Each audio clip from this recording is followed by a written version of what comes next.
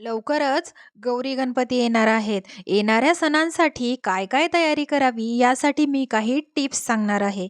Hello everyone. सण जवळ आला की तयारी करताना शेवटच्या क्षणी धावपळ होते ना. म्हणून यावेळी सणाच्या आधीच 10 गोष्टी करून ठेवा, म्हणजे सणाचा आनंदही घेता येईल आणि कामाचा ताणही कमी होईल. सगळ्यात पहिलं आहे, घराची व्यवस्थित सफाई करून घ्या. सणाच्या आधी सर्वात आधी घराची स्वच्छता साफसफाई करून घ्या. कपाट, किचन, कोपरे, खिडक्या आणि देवघर व्यवस्थित स्वच्छ करा. आणि मी आज त्याची सुरुवात केलेली आहे बरं का. शेवटच्या दिवशी घाई होऊ नये यासाठी थोडा थोडा करून एक एक काम पूर्ण करा.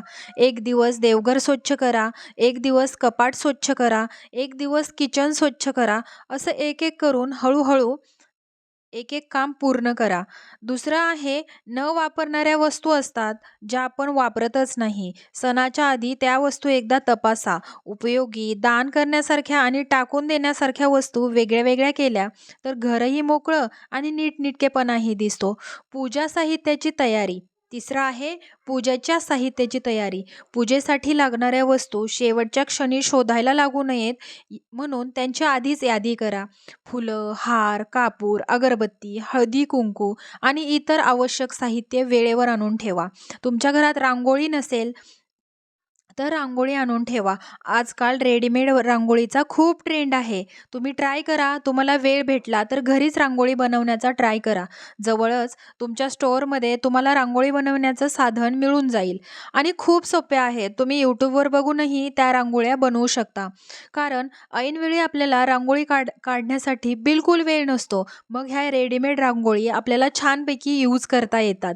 चौथं आहे, कपडे, दागिने तयार ठेवा. सणाच्या दिवशी कपडे शोधण्यात वेळ जाऊ नये म्हणून आपला ड्रेस, साडी, दागिने आणि इतर ॲक्सेसरीज आधीच काढून ठेवा.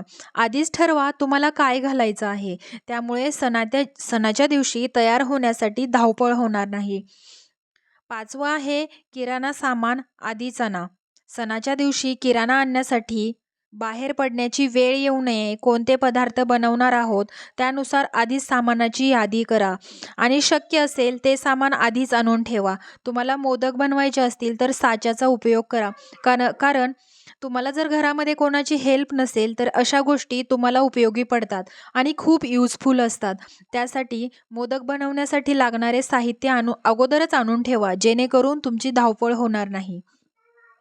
6वं आहे, पदार्थाचे मेनू आधीच ठरवा. सणाला काय काय बनवायचं हे शेवटच्या क्षणी ठरवू नका. आधीच छोटंसं मेनू कार्ड तयार ठेवा, जेणेकरून तुमची धांदल उडणार नाही.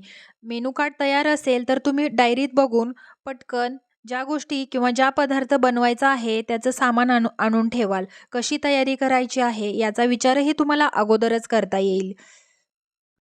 कोणता पदार्थ किती वेळात घेतो आणि त्यासाठी काय काय साहित्य लागतं हे पाहिलं की स्वयंपाकाचं नियोजन खूप सोपं होऊन जातं आणि धावपळ होत नाही, त्याचबरोबर चिडचिड होत नाही.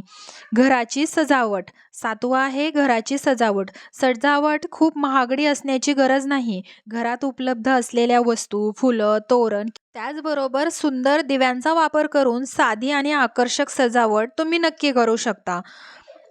तर जास्त खर्चही न करता तुम्ही तुमच्या आवश्यकतेनुसार अगोदरच काही गोष्टी, मोजक्या गोष्टी आणून तुम्हाला सजावट सोपी जाऊ शकते. रांगोळी आणि तोरण. 8वं आहे, रांगोळीचं साहित्य आहे का? रांगोळीचे साचे किंवा रेडीमेड रांगोळी हवी असल्यास तयार ठेवा. कारण रांगोळी काढण्यासाठी जास्त वेळ जातो. सजावटीचं सामान एकाच ठिकाणी एकाच बॅगमध्ये ठेवा, जेणेकरून सजावटीच्या दिवशी तुमची धावपळ होणार नाही. एक-एक गोष्ट इकडे-तिकडे शोधता येणार नाही. शक्यतो अशा वेळी तुम्ही रेडीमेड रांगोळीचाच वापर करा. कारण सतत आपल्या घरामध्ये वर्दळ असते, लोकं येत-जात असतात, लहान मुलांची इकडे-तिकडे खेळत असतात, धावपळ सुरू असते.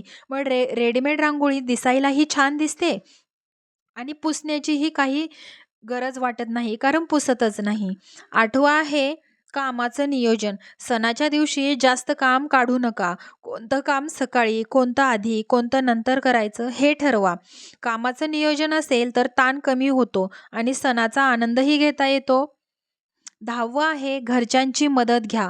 तुम्ही खूप स्ट्राँग आहात, सगळ्यांना माहीत आहे. पण सगळ्या गोष्टी तुम्हीच करण्याची गरज नाही. त्यासाठी घरच्यांची मदत घ्या. तुमच्या मुलांची, तुमच्या घरातल्या मोठ्यांची मदत घ्या. आणि शेवटचं पण सगळ्यात महत्त्वाचा पॉइंट, सणाची सगळी तयारी एकट्याने करू नका. घरातील प्रत्येकाला छोटी-मोठी कामं द्या.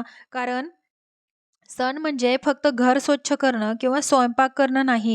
सण म्हणजे सगळ्यांनी मिळून आनंद घेणं, हे सणाचं खरं सौंदर्य आहे. आपले मराठी सण, आपले हिंदू कल्चर पुढं नेण्याचा विचार करू. त्यामुळे प्रत्येक सण साजरे करत जा आणि सगळ्यांना त्याच्यामध्ये सहभागी करत जा. तुम्हाला जर हा व्हिडिओ काही युजफुल वाटला, तुम्हाला हा व्हिडिओ आवडला, तर लाईक करा. त्याचबरोबर बाकीच्यांबरोबर शेअर करा. कोणाला 1 मिनिटाची जरी ह्याच्यातून हेल्प झाली, तरी माझ्यासाठी ते खूप आहे. व्हिडिओ आवडल्यास लाईक, शेअर, कॉमेंट करा. त्याचबरोबर सबस्क्राईब करायला विसरू नका. आणि असेच नवनवीन व्हिडिओ, त्याचबरोबर रेसिपीज आणि डेली व्लॉग पाहण्यासाठी माझ्या चॅनलला सबस्क्राईब नक्की करा.